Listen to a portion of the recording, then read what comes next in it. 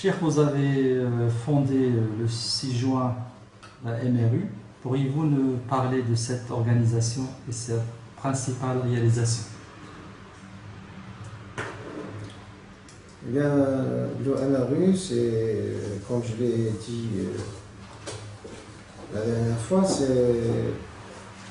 c'est prévu pour que un vide révisible qu'on a prévu avec la déclaration, la fameuse déclaration de la transformation de la principale mouvance islamique en un parti politique, on a prévu qu'il y ait un grand vide au niveau de la formation religieuse. Donc, en gros, c'est l'objectif principal, stratégique. C'est remplir ce vide-là. Et au départ, la vision n'était pas plus claire que cela. C'est-à-dire, voilà, les uns ont commis une erreur, à notre sens. D'ailleurs, c'était clair dans la discussion qui nous a séparés. Alors, on voulait réparer ce qui est réparable et essayer de combler le vide. Parce que ce qui était prévu, c'est qu'il va y avoir certainement une riposte du régime, il va y avoir une répression, il va y avoir un harcèlement, parce qu'il y aura tout le monde contre cette nouvelle organisation politique qui n'était pas mûre. Je le savais très bien de l'intérieur, qu'elle n'était pas mûre pour répondre convenablement aux attaques des partis de gauche et des partis au pouvoir. Et donc, tout cela nécessite un travail de fond, un travail scientifique, un travail d'exécution de l'ancien programme dit le programme des priorités. Parce qu'en principe, le programme des priorités, c'était fait pour ça. On s'est chargé, chacun de son côté, de faire un projet de recherche. Et enfin, on aurait dû aboutir à un ensemble de visions cohérentes à propos de tous les points sociaux et politiques et culturels auxquels tout parti politique devait être capable de répondre. Voilà, c'est l'objectif essentiel ou fondamental de départ. Pour arriver à ce but, il fallait inventer ou confectionner un instrument organisationnel capable de survivre et de s'imposer en toute sécurité. Cette exigence nous a été révélée surtout en mois de juillet lorsque le pouvoir a décidé d'entamer sa grande vague de répression contre cette nouvelle organisation dite le MTI, le Mouvement de la Tendance Islamique. Là, nous avons découvert les défaillances de l'organisation et les problèmes internes interminables. Et donc, il fallait faire quelque chose de nouveau. Et à mesure que les campagnes de répression se répètent, parce qu'il y en avait eu pratiquement à chaque année une nouvelle campagne contre tout nouvel bureau exécutif qui se forme, après avoir mis le premier bureau et la première direction et une grande partie des membres dans les prisons, un nouveau bureau s'est constitué, lui aussi il a été arrêté, et ainsi de suite. Ça faisait une répression répétitive qui fait paraître l'évidence, c'est que cette organisation n'est pas en mesure de faire face aux moindres exigences du travail politique sécurisé.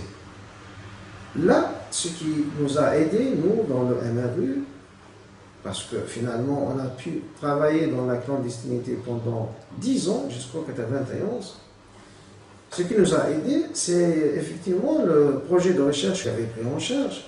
C'est la théorie organisationnelle dans le mouvement révolutionnaire. Et avec l'étude de tous les documents qui étaient mis à ma disposition, et avec le travail de recherche que j'ai fait sur plusieurs mois, je suis arrivé à des résultats qui nous ont servi par la suite à trouver l'équation ou la formule idéale pour travailler dans la sécurité. Et j'étais pas avare du tout envers mes anciens amis de la Jama'a Islamiyya ou des Antilles, puisque l'automne, à la rentrée, on m'a sollicité une participation pour un programme pour la branche estudiantine. Je leur ai donné une partie même de ma recherche qui concerne la branche estudiantine. Et je leur ai proposé de ne plus militer pour l'UJET et de militer pour une autre organisation. Et j'ai même proposé son nom, c'est qu'elle soit appelée l'Union indépendante des étudiants de Tunisie, au lieu de l'Union générale des étudiants de Tunisie, l'Ittihad al-Mustaqil li Talab al-Tunis. Et j'ai avancé ce projet à la nouvelle direction de la branche estudiantine. Par la suite, ils ont refusé de l'adopter. Ils ont continué à militer pour l'UJET jusqu'à ce que 3 ans après, ils sont arrivés au résultat que ça ne sert à rien. Ils ont opté pour un congrès constitutif. C'était 3-4 ans après. C'était en 85 en fait. Donc 4 ans après. Entre-temps, on n'a pas gaspillé notre temps et on a continué à travailler dans la clandestinité. Et notre travail a été selon donc, le nouveau mode opératoire et la nouvelle méthode, et ça nous a permis d'être en sécurité. Alors, les principaux acquis, en quelques lignes, de cette dizaine d'années de travail clandestin, les principaux acquis ne sont sensibles qu'à long terme. C'est-à-dire, il y a eu toute une génération d'intellectuels tunisiens, de jeunes intellectuels tunisiens, des élèves de terminale, partant des élèves de terminale jusqu'aux étudiants, qui a été touché et sensibilisé par l'appel à ce qu'on appelait à cette époque-là, l'appel à la rénovation. Et cet appel à la rénovation a créé quelque chose de stratégique dans le pays, et ce qui est caractéristique du pays, il a créé un état mental qui refuse toute obédience aux a priori hérités.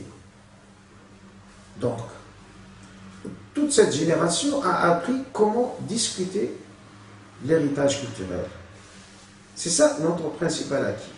Donc, finalement, ce qu'on a fait, c'est apprendre aux gens intellectuels à ne rien prendre comme argent comptant et de tout discuter.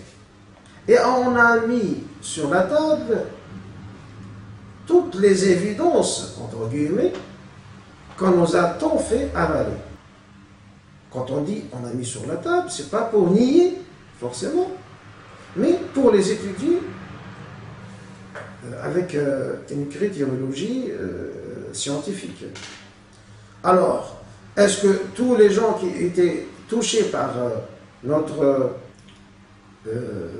mouvement, soit directement, soit indirectement, parce que ceux qui faisaient partie réellement du mouvement étaient un nombre restreint, vu le caractère strictement clandestin, mais ceux qui étaient touchés d'une façon indirecte, via des intermédiaires, étaient des milliers. Et ces gens-là, ils recevaient ce qu'il leur fallait pour faire des lectures, pour faire des révisions, pour faire... Et bien sûr, à cette époque-là, il n'y avait pas l'Internet, il n'y avait pas le Facebook, le travail n'était pas facile, et on était obligé de chercher un moyen de communication et de chercher une logistique, ce qui nous a poussé au milieu de la route de créer toute une institution sous le couvert d'une société commerciale dont l'objectif principal, c'est d'être le support matériel de notre activité. Et là, ça mérite peut-être un autre développement. Alors, pour résumer, l'acquis principal, c'est un acquis épistémologique. C'est la mise en question de tout ce qui est supposé auparavant comme étant des évidences non discutables, des lignes rouges non discutables. La question qui se pose alors, elle est légitime, est-ce que cette liberté que vous avez donnée aux gens, que vous avez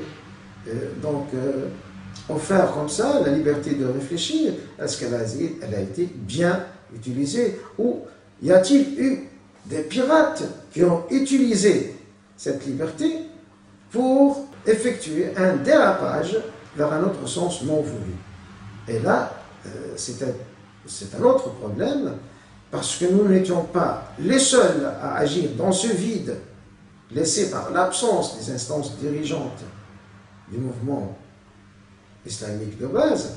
Nous n'étions pas les seuls. Il y avait un nouveau venant avec une agenda tout à fait différente et soutenu par une force extérieure qui a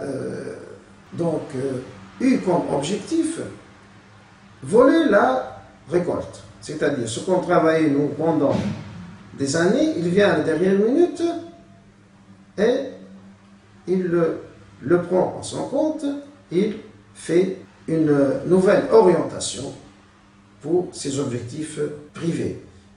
Par la suite, il y a eu un autre phénomène similaire. C'est le phénomène des salafistes qui avaient excellé par la suite par leur capacité à voler les fruits des prédicateurs des Da'wa établir. C'est-à-dire des prédicateurs Da'wa établir amenaient les gens aux mosquées, faisaient la prédication de porte-à-porte dans les cafés, tout ça, et apportaient les gens aux mosquées. Et par la suite, à la mosquée, il y avait des salafistes qui les prenaient et vers un autre sens, une autre direction. Donc, ces deux vagues, ces deux mouvances qui